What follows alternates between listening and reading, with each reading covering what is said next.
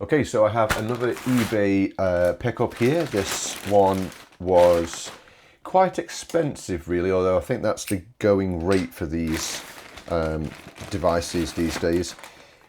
Some of you might disagree in the video when you see what I get, but honestly, prices need to start improving. So I saw this one on eBay. It was listed as for parts not working, as always.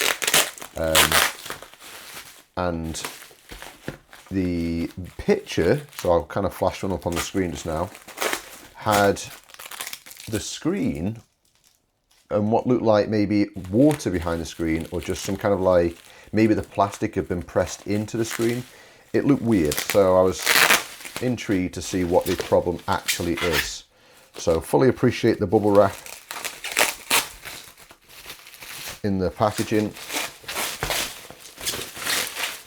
But, and I haven't had one of these for quite some time, a complete in-box Game Boy Advance. In fact, I don't actually own any more complete in-box devices, which is kind of a little bit frustrating. I think I had to sell, a number of these to afford kind of like the next purchases and so on. So let's just see what we've got. It's in, actually, as far as the original box goes, in very good condition. Got lots of inserts. It's got the nice original cardboard. Yeah, you can see there. I'll show you in a second. It's got the inserts and the original cardboard kind of like divider and separator, whatever. So that's good. That's nice to have. Pretty standard inserts. There's no, sometimes they come with a like poster or something, but these are just manuals, instruction booklets and warranty information. So again, nice to have, but obviously the main attraction here is going to be the actual device itself. So if I zoom in here, we have a indigo purple kind of standard Game Boy Advance. From the outside, this looks in actually really good condition. There's no dents, scratches. Actually, it's quite heavy, so there's the batteries in. Oh, there's batteries in. Let's get these out. Yeah, it doesn't seem like this has been manhandled or child handled. These batteries look all right. In fact, there's absolutely no corrosion on them anywhere, so I don't think they've been in for very long. Let's see if there's any life in them and see if the device turns on. Well, the Game Boy turns on. Let's try a game. Here I've got Pokemon Ruby. Let's get this in. I actually don't think this is going to be a fix per se. I think it might just be that this lens has got something, or the protector's got something on it. But let's turn it on.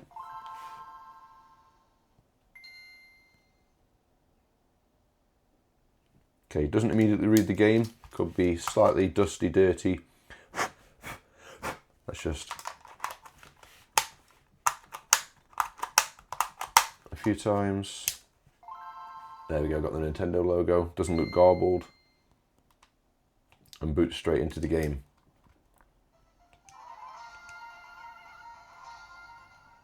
Let's just test all the buttons. So until the batteries run dry, yeah. Left, right, down, up, they work fine. Start, select, A, B. Can't really test the bumpers, I don't think, right now.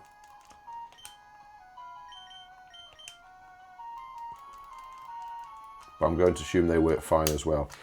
So realistically, this Game Boy isn't broken and doesn't need fixing, other than, whoa, I just noticed something on the lens for this. I don't know if this is, I need to go and research this actually. It says Wild Things etched into the lens, kind of like front there. You see Wild Things. So I'm going to go and quickly Google this. I've no idea what that means. It could be aftermarket. There's nothing on the actual box that would suggest that it's anything different, a different variant than what you would normally get. So I'm going to go and just have a quick Google of this, and then I'll come back and see exactly what variant we have here. Okay, so after a bit of Googling, I think all this simply is a lens or a screen replacement, which actually, now I'm looking at well, I just run my finger over here and there's a pretty significant like step up in terms of, might be visible on the camera. Let's see if I can get a better closer up. Basically, come on, focus.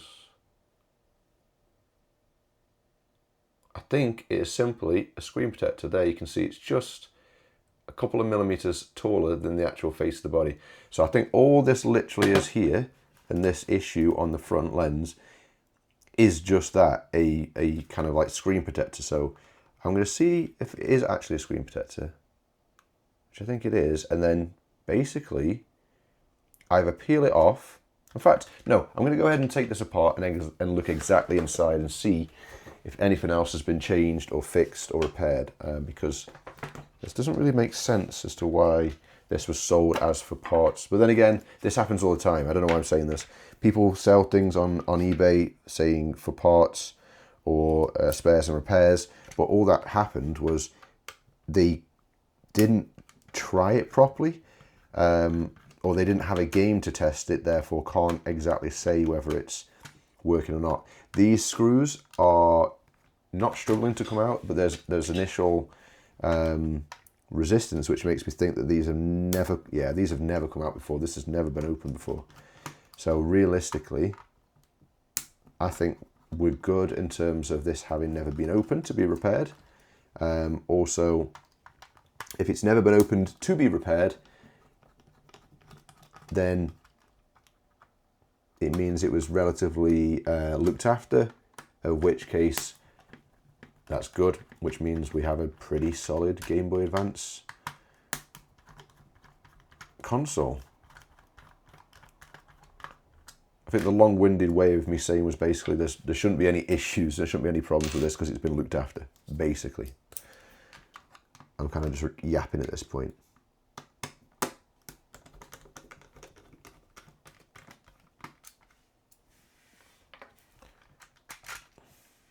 Yeah, that's as clean as you're going to get.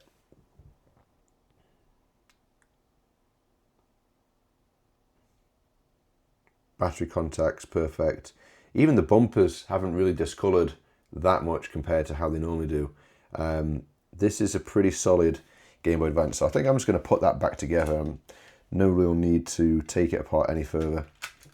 I think we will then just try and get that lens cover removed, because that's what I think it is. I couldn't see anything to do with the variations of Game Boy Advances. Wild things from a very, very quick Google. Someone said that they were a kind of like accessories company quite a number of years ago. So I'm thinking all this is a accessory that somebody's purchased to protect that the front screen from scratches, damage, cracks, dents, whatever, which is a good idea, because now I imagine if we remove the front screen, which I'm going to try and do in a second, it will be a nice, perfect screen underneath. So I'll just get this put back together.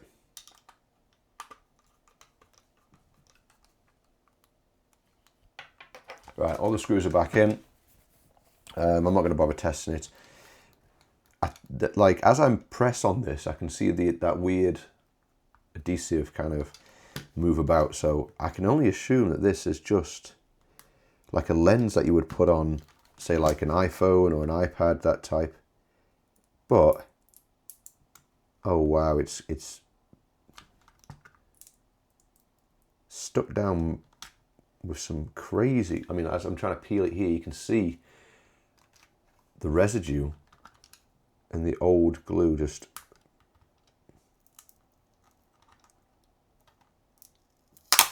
Yeah. See, this is the problem with stuff like this. That residue would have been fine at the time. It's obviously now completely left the old, wild things. It's like you can see there clearly, like for a cutout. I imagine some IPA will get this cleaned up, so that is all I literally have to do for this GBA. So it's a nice one to add to the collection, but I did pay near £50 for this Game Boy Advance in what I would say is an absolutely flawless condition, especially given that the front cover, the front lens was protected all these years. Although that, no, I was thinking maybe this was an aftermarket battery cover because it does look a bit off colour. Or like the texture looks different, but otherwise, yeah, this is flawless. So I'm going to go ahead and get some IPA and just slowly try and remove this leftover residue. So just some cotton buds, a bit of IPA. Just gonna dab it on here, and I'll test in this corner. I don't really want to get any that go down the side and go under, because then it could start to loosen the adhesive for the real screen. And my issue is I don't want to then use any kind of tool to scrape it off, just in case it starts to damage the actual front lens. It's kind of one of those situations where maybe I should have just left it on, but I want this GBA back to its original state, so I'm more than happy to take that off. So I think I'm just going to do a very quick time lapse to this.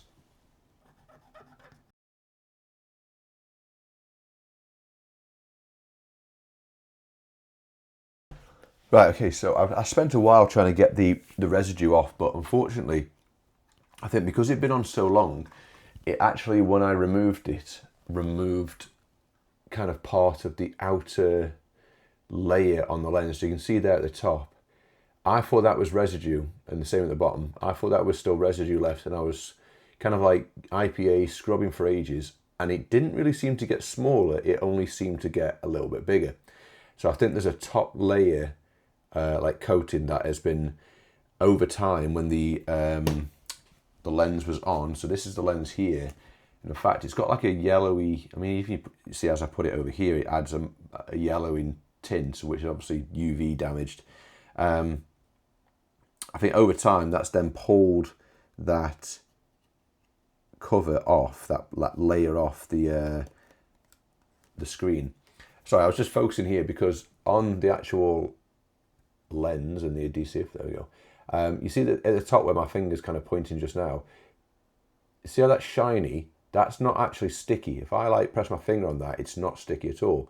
Whereas other parts where it's dull, that's actually sticky. So I think that is actually part of the screen that is pulled off. So if I want to get this back to kind of original, almost perfectly immaculate self, I am going to have to replace this front lens. It doesn't affect the screen in any way, shape or form. As you can see, it's not on the viewing area, but it would put somebody off. It's not kind of like restored perfectly as original. So I have some aftermarket lenses to replace this with. Now, obviously this doesn't mean that it's completely original and OG in stock, but it does mean that we can get it into a condition that I am a lot more comfortable with having or eventually selling. Obviously, if I sell this, I would detail in the description that it does have an aftermarket lens on it. The original screen had to be removed. So this, I suppose, is a quick short video, hopefully, on how you can remove and replace the front lens, the front screen of this Game Boy Advance. So if you pick one up and it's got a dented front screen, in fact, I'll show you an example of another Game Boy Advance that I have where there's a dent on that front screen there, quite a severe dent on that. That eventually would ideally get replaced for a nice, clean aftermarket one. So this is how you would go about doing this. To start, let me just zoom out a bit here. I've got a new lens, so I'm testing it. Remove all of the screws. You'll need a tri-wing for this. If you haven't taken one apart before, I would probably recommend picking up a iFixit kit.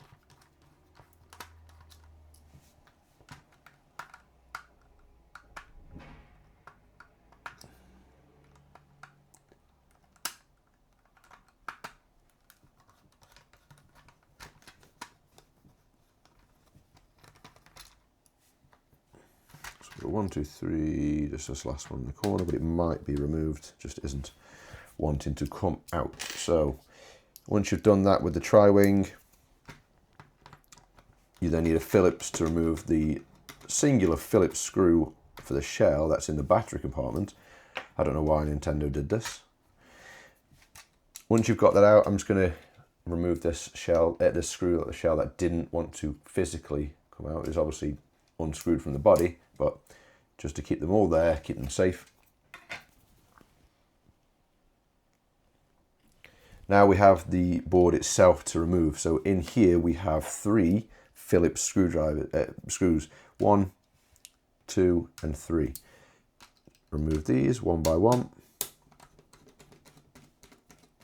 Now these are physically different. They have a different color to the rear shell battery compartment screw. So don't get them mixed up. But like I said, they are physically different. You've got 1 black one and then 3 silver screws, just so you don't put the wrong one in. Remove the shoulder bumpers and the side bumpers as well, I suppose it would be. And then this part you need to press up on both tabs, both sides of the tab, to remove the ribbon cable. Once you've got them fully up, simply lift the board up, angle it towards you, and then if you just pull forward, you'll see that that ribbon cable just kind of pops out. Most of the time you'll get the silicone pads, they'll have stuck to the board just over the years. You can go ahead and remove them, and then just set your motherboard to one side. Then just remove all the buttons from the shell itself. So I'll grab these and just stick them to one side. So at this point, we need to remove the screen and then obviously remove the lens. Just going to remove that light pipe there. The best way to do this that I've found is if you just grab the board, grab the shell, and if you just twist in opposite directions, you'll eventually hear it crack. That's more for the screen, and then we can get access to the actual protector itself. You could remove this by simply having that side there, and you get something like a, let me see if I can find it, there we go, like an X-Acto knife, and you get in there and you pry it up. The only problem with doing that is, or prying anything, the item you're trying to remove obviously gets damaged, that's fine, but what you're prying against, the shell, will also get damaged. So even though this seems like you've got to strip it all down just to get this front part removed, it's going to be the best way. So grab the board, give it a twist in opposite directions. You'll kind of either hear it crack or a slight crunching. That's just the adhesive releasing. The only difficulty here is as you twist, you've got to then try and grab the corner and kind of reveal it and peel it back. But eventually that adhesive has softened, has weakened, and you'll be able to grab that and remove it. Now, sometimes the adhesive will come with the screen, sometimes it will stay to the body.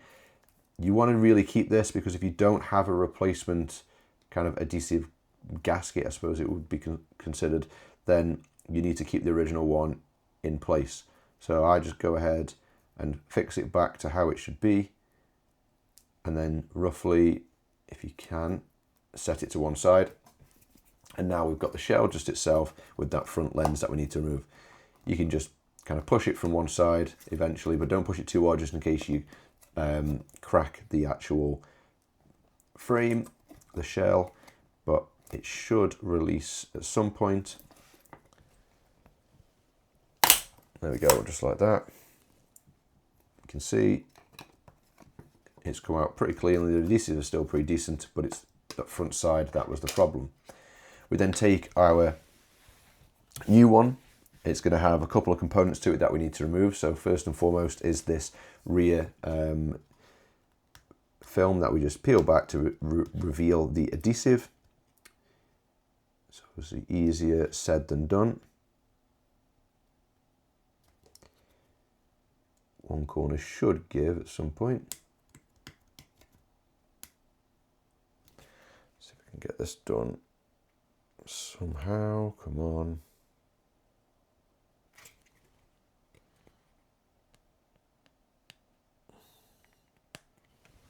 Right, managed to kind of just force this corner to release itself and then grab it and peel it. Main thing here is, well, there's not really much to consider at this point because we don't worry about dust, but it's later on. But let's get this in line and in place. Okay, just like that. This does have a front like film that you can peel off later, but I'll do that as the final step. So now that's in place, we can go ahead, flip it back over, and then we're going to reattach the screen. But before we do that, I would recommend grabbing something like a microfiber cloth and just make sure that on this side there is no dust or fingerprints, because once we put the screen back on, whilst you can remove the screen, it's just a pain in the backside to do so. So just give it a once over to try and remove any fingerprints. I would probably recommend get something like an air duster. So I've got a bit of an overkill one here. It's a battery operated one. I'm going to put it on its lowest power, and if you just give that a quick, in fact, put it on the most powerful, there we go. Obviously that might kick up a bit of dust. Take the screen as well. I'm looking at this, I can see there's a little bit of a dust spectacle on it. Okay, look at that, that's looking all good. And then go ahead and just put it back into the shell. I'm just going to make sure we've got the adhesive gasket where it should be. So it needs to come over just a tiny bit.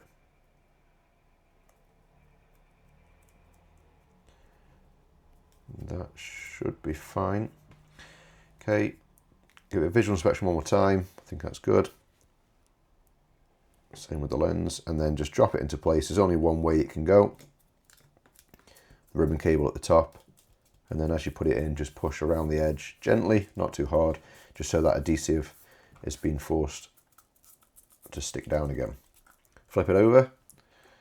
Let's peel off this lens so we can definitely see if there's any dust or fingerprints, and there is not. We're looking good. Quick inspection. Let's get the microfiber cloth on the go. Just give it a bit of a clean over.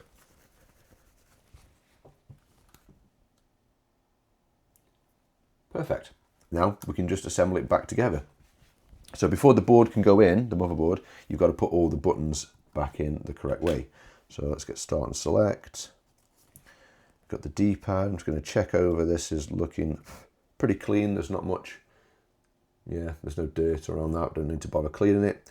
The contacts all look pretty good for the board, and I've already kind of tested this Game Boy with a game in. All the buttons respond instantaneously, so that's good.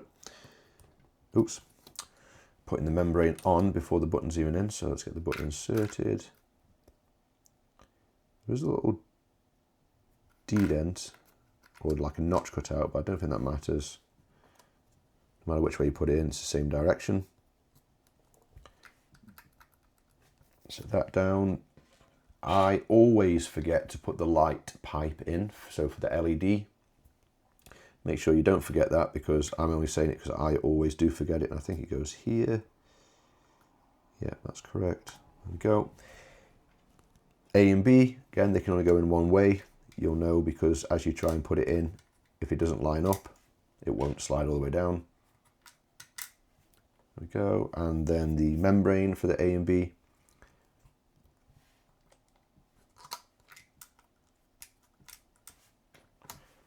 On off select button. This one is important that it doesn't matter which way you put it in, you just got to make sure that the board, the switch here on the board, lines up with the position. So it's currently in the off position, so make sure that when you drop that in, it's over into the off position, just so that the little switch can sit in that slot there. So that's all the buttons put in. We don't need to worry about the bumpers or the side bits just yet, because we can go ahead and place in our board. Now ideally you would get this done at the same time, so we kind of just angle the ribbon cable and the board, so that the ribbon cable can go and slot into it, then seat it down, and then if it's definitely seated correctly, everything's in the right place.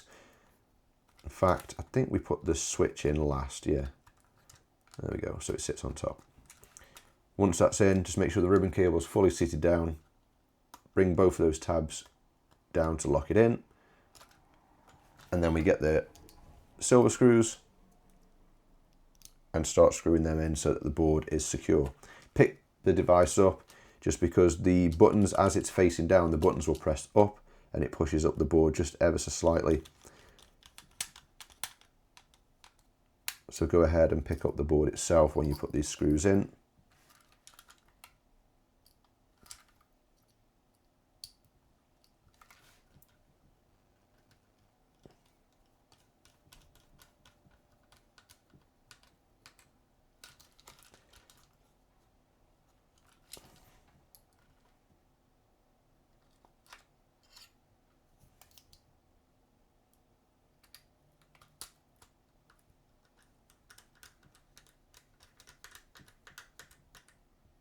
Okay, now we can go ahead and put the bumpers back on.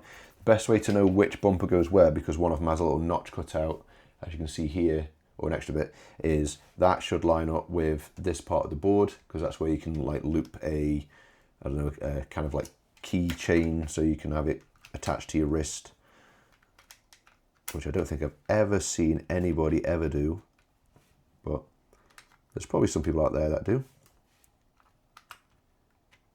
Drop in the shoulder buttons.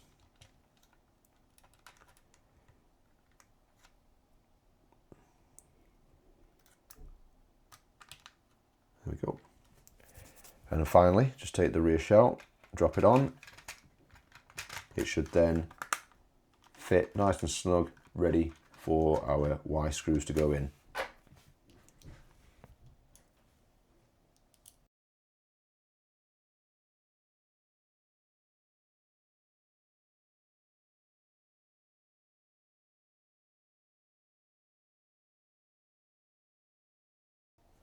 And that is pretty much how we replace the front lens on a Game Boy Advance console. So let's just pop a few batteries in, insert a game, and test to see if it works. Which it obviously is going to work. And that's either the game or the card reader is a little bit dodgy, but there we go.